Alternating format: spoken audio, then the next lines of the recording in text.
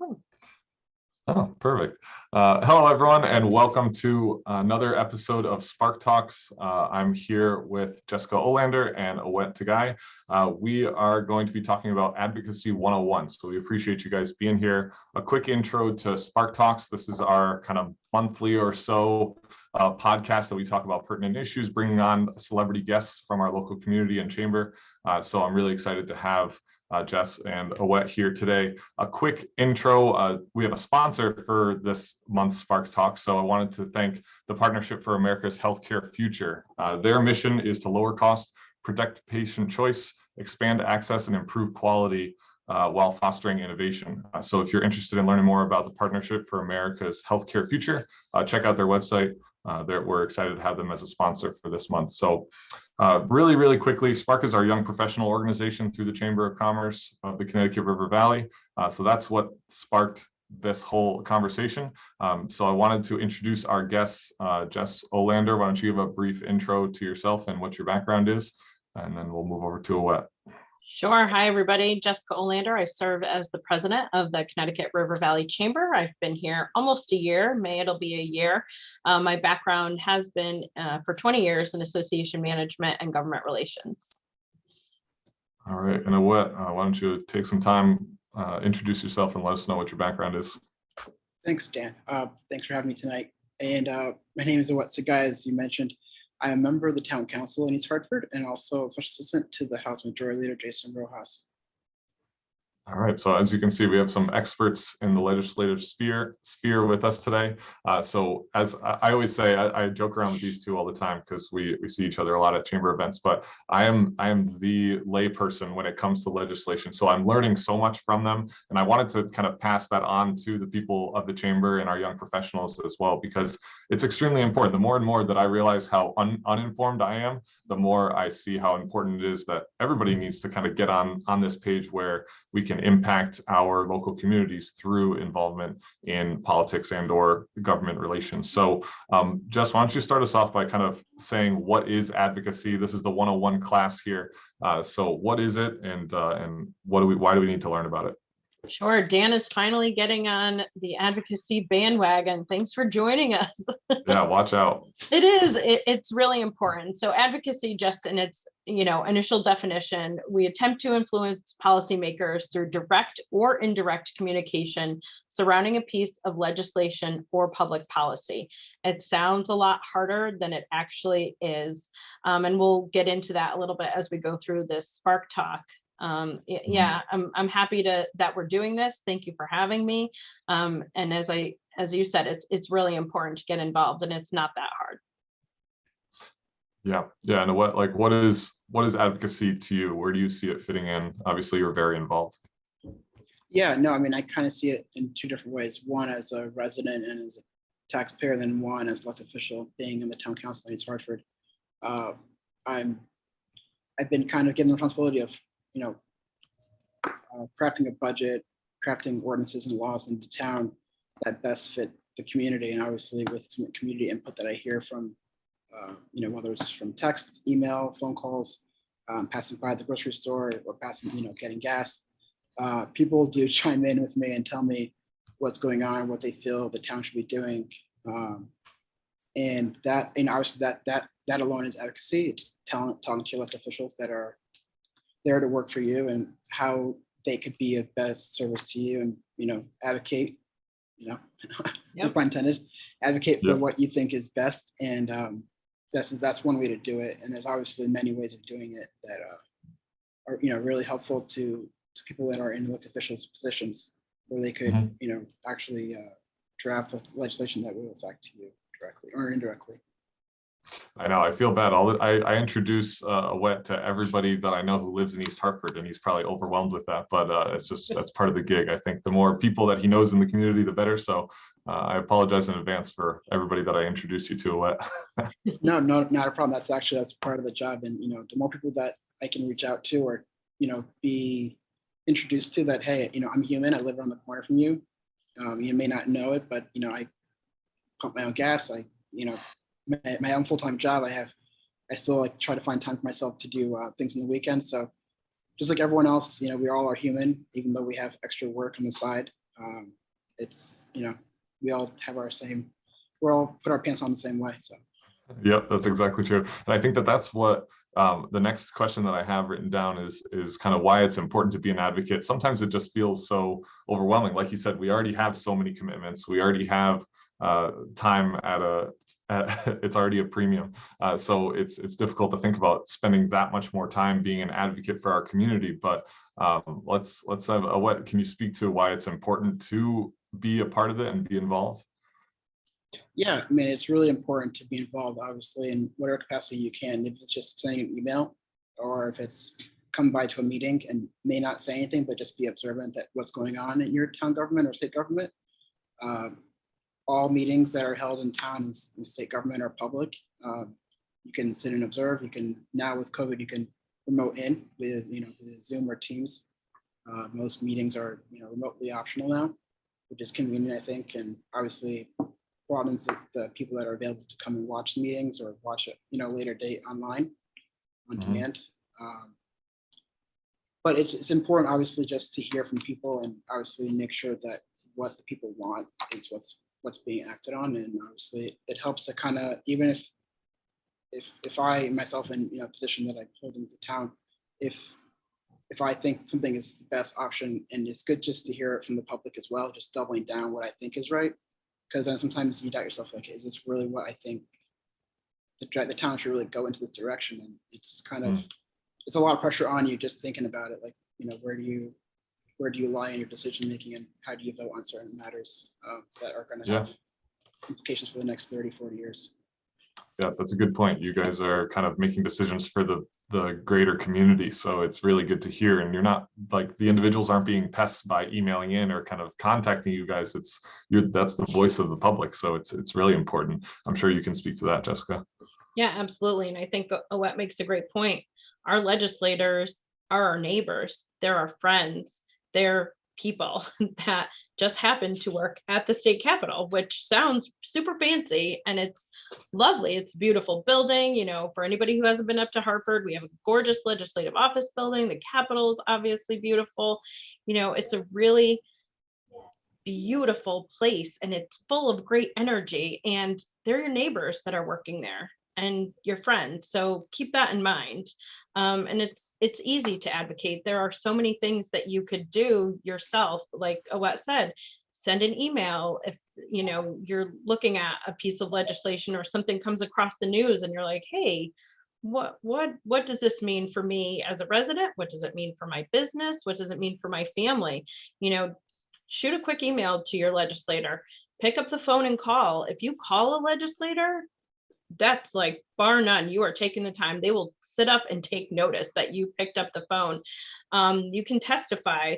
You can go to a public hearing. Like Owette said, I think one thing that's great that's come out of COVID for our public hearing process is that anybody could Zoom in and state their opinion or their concerns. And I think that's great. That's been really, really good to see that come out and get more participation. You can work with the legislators to craft legislation. I don't own a business. I'm not a business owner, but I know a lot about business. But if the restaurant folks say to me, hey, this is going to kill my business, then I can work with them to talk to the legislators and educate them. It's a big educational process as well. And that's what I love about it, because it's something different every day, really. Yeah, that's huge. And you're right that the elected officials may have an area of expertise that they are knowledgeable in, but ultimately they are getting feedback from people in their communities in order to make legislative changes. So it is important that certain industries get heard, or that they are experts in the room when they have a town hall meeting, so that they can, speak as an expert on behalf of an industry. I think that that's something to think about too. They're your neighbors who are in the elected official positions, but they might not have an expertise, let's say, for restaurants or for insurance or for different industries. So it is important to hear your voice heard, because some people might not be on the ground experiencing what you're experiencing. So let's say that I wanted to get in touch with my elected officials. Like, what's the best way to research where they are and how to get in touch with them? Are there cell phone numbers listed online somewhere? Is that how it works? Yeah, actually, and a lot of our legislators provide their cell phones, their home addresses. Some of them do. They're really accessible. So Mm. again, it's pretty easy. So two websites off the top of my head would be the Connecticut General Assembly website, and we'll include this in some documentation out to everybody. So CGA is that website, and then CBIA, which is the Connecticut Business Industries Association. That's one of the largest groups that represent business in the state of Connecticut, and they cover all of Connecticut. And then the chamber is looking at doing an advocacy page, standalone page on our website, so that will be coming too. Yeah, so there's a lot of different ways to find out who you should be contacting. And I think something that you guys brought to my attention to think about and consider is that you may have more than one representative, or you may have more than one official. Is that right, Awet? Yeah, and obviously, based on where you live, your representatives are in the House are split up by every 24,000 people. So depending on where you live, if you live on the east part of town, the west part of town, you might have a different representative that actually might cover another town as well too. So depending on how those boundaries are cut up, that's typically how those boundaries are decided. But even for the Senate, it's mostly a town official. So it's mostly like one of many other towns. So they're serving one of 100,000 people. So obviously it's going to cover, kind of one of a urban, denser town surrounded by a couple of suburban towns around it typically. And then obviously most town officials, depending on what town you live in, are at large. And obviously they cover the entire town as well too. So. All right, that's good to know. But like even hypothetically, like if you live in East Hartford, but you work in Glastonbury, you could have more than one representative, right? Exactly. Yep. Okay, that's good to know. And that's something, again, I'm learning so much from you guys already, so I appreciate your patience. I'm sure I'm not the only one asking these questions, and that's why we felt like we wanted to have this session to go public and make sure that everybody had the resources. So thank you guys. Kind of shifting gears a little bit over to kind of the current times that we're in. What are some maybe like hot button issues or things that are up for conversation right now in the Capitol building? Yeah, currently recently the legislature just passed the gas reduction tax. So we had cents reduction, which also included the city transit buses that are driving around the state are going to be free for the up to the end of the fiscal year, so June 30th, which is, I think, really helpful for those who obviously need the bus services. Obviously, reduction of gas and being more environmentally friendly as well too. Others are outdoor dining, which is just overall, I think one thing that Jess's point that COVID's kind of taught us that we can kind of be more places at once via Zoom, but also it's kind of great to have that option of outdoor dining and making the streets more safer and obviously pedestrian friendlier as well too. Mm-hmm. Yeah, I think as you guys were mentioning before this call, when we were doing a little bit of research, that the pandemic over the last 2 years has created a lot of big changes to our communities, and you're seeing bills and legislation that are passed directly from those changes that needed to be made at the time. So it's really interesting, things like the absentee ballots or in-person voting, the outdoor dining, obviously the gas tax is a really, really recent one. But yeah, what else is on your radar, Jessica? Yeah, there's a lot that's coming out of the Labor Committee. So of course I look at those bills and that, that language that's coming out, if there's any, increase that they're looking for regulation or taxes or things like that. So definitely Labor Committee is on my radar.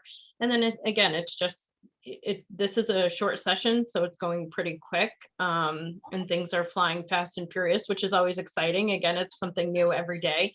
But yeah, just trying to keep everything on the radar and just push out as much information as we can to help our members and our communities make informed decisions about how they want to get involved. Yeah, and that's where I'm looking forward to seeing the advocacy page that's on the chamber site, because it's probably going to pull a lot of information. Instead of having to go to 6 different resources, we can kind of have a summary of some highlighted resources of how to get involved specifically in the towns that the chamber represents. So that's going to be a great resource. I'm looking forward to seeing that. And we'll obviously link that from our Spark page as well, because we know that there are a lot of young professionals in our group that are curious about this and are wanting to be changes in their community. So that's going to be an important resource. For young people, I mean, obviously this isn't just for people who are young professionals, but specifically for young professionals in this question, kind of why is it so important that a young professional get involved as opposed to maybe a business owner who is on like a different level of their career? Yeah, I mean, I can speak. I'm young, Jan, so You are. I aged out of Spark, but that's okay. No, it is really important because ultimately this is going to affect you as an employee, right? So anything that's coming, it's from top down. So your business owner, the company that you work for, really needs to pay attention and look at this. And ultimately it can come down to affect you. And even such things as the gas tax, right? You're filling up your gas tank every day to get to your job. So you need to take a look at that and see how it's affecting you on a personal level. Yeah, and just to that note too, you know, it's very important. For one, obviously there's 27 committees in the legislature. I'm sure one of them or more than one of them are definitely going to be affecting us as young people and business owners, young people just in general. And obviously appropriations, finance, labor, education, and housing are just a few, but there are 27, and I'm sure, you know, they all have direct impact on all of our lives. Housing, you need an apartment, right? Like, yeah, I mean, there's a lot. You can look at every committee, like what was saying, and really dig into what they're working on. And again, the chamber really just wants to be the go-to resource, both for our legislators and our members. If you have a question, we want to be the resource and we can help. Yeah, and that's why we're doing this first step of kind of advocacy 101 and kind of setting this foundation that the chamber is a place that you can come to for these resources, because we are tuned in, we're plugged into what's going on in our greater Hartford community and in the state as a whole. So that's definitely what we're trying to do, so that people don't have to go to 12 different places and 6 websites to find the information they need. But otherwise, the other thing that I was going to ask you guys is obviously kind of beyond people who are kind of very in tune with what's going on, the legislative process as a whole can seem really intimidating, or people have the notion that it's like really slow moving, it takes a long time to get things done. And it can just be, quite frankly, really intimidating and challenging for anybody to start to get involved. So let's say I'm kind of a first-time advocate. Where can my voice be best heard? I know that you guys mentioned a few different ways, but is there one that's more effective than another? Yeah, I'll take that one first. I think they're all equally effective. I mean, obviously based on your time and availability. I mean, if it's convenient for you to pick up the phone and call, there's obviously, as just mentioned, the CGA website has everyone's phone number, if not their office numbers at least, and you can definitely call and get them, or at least a member of their team or their staff that can answer the phone and at least guide you, and if not, give you the right answer to where probably could be effective on the committee level. But also an email. I mean, the amount of emails that we go through a day, it's you would not believe it, and they vast from, like, you know, issues of concern that are locally, if, like, you know, to name a few. One might be a Department of Labor question that residents might have, of how to navigate certain websites or different state agencies, all the way down to inviting them for Eagle Scout awards. You know, you never know what email comes across your desk, but they're definitely they definitely all get read and they all get sorted out and responded to. Yeah, and I think those are the unsung heroes of the legislature. It's the legislative aides that are really doing, you know, a lot of the work behind the scenes for our state reps and kind of informing them and going through all of those emails and those voice messages and everything. And I think as far as the chamber to get involved, the Government Relations Committee has started meeting on a monthly basis. You know, that would be a great way for somebody to just kind of dip their toe into the water and say, you know, is this something that I want to get involved in? So we meet the third Tuesday of every month at 11:30. Yeah, and even to brag about Awet a little bit too. He's a part of our Spark Leadership Committee specifically for advocacy, because we see that as something that Spark wants to continue to be a part of and be experts on. And Awet is our resident expert. So if you are a young professional and you want to talk to someone who's experienced it and is currently working in it and can be a resource for you, I'll happily introduce you to Awet over a happy hour drink or some coffee. So that would be another way that you can get involved or find a trusted resource in our community. So I'll definitely put you out there, Awet, without you asking me to. No, definitely. My information is all out there, on the town side, the state side, my email, my phone number, my home address, as just mentioned, as a elected official in East Hartford. Everyone's address and cell phone numbers are out there. So feel free to give us a call or send us a letter.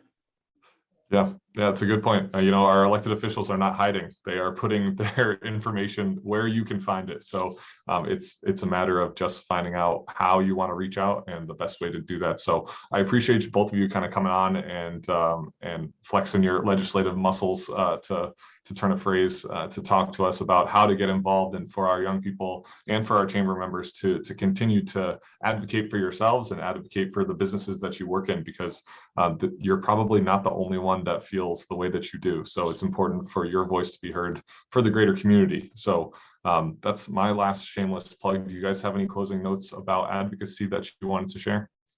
I would just say thank you to Dan for recognizing that it is important and bringing this to the Spark group and getting it out there. And Awet is, again, my right-hand man for all things legislative. He's been really helpful and just a really good partner to have for the chamber. So thank you both. Yeah, no, thank you, Dan, for hosting this today. And obviously, if, as you mentioned, if anyone has further questions, feel free to follow up with any one of us. I'm sure we'll be happy to take questions. So thank you. Sounds good, guys. Thank you for being on Spark Talks, episode 6, called Advocacy 101. We will see you next time. Bye, everyone.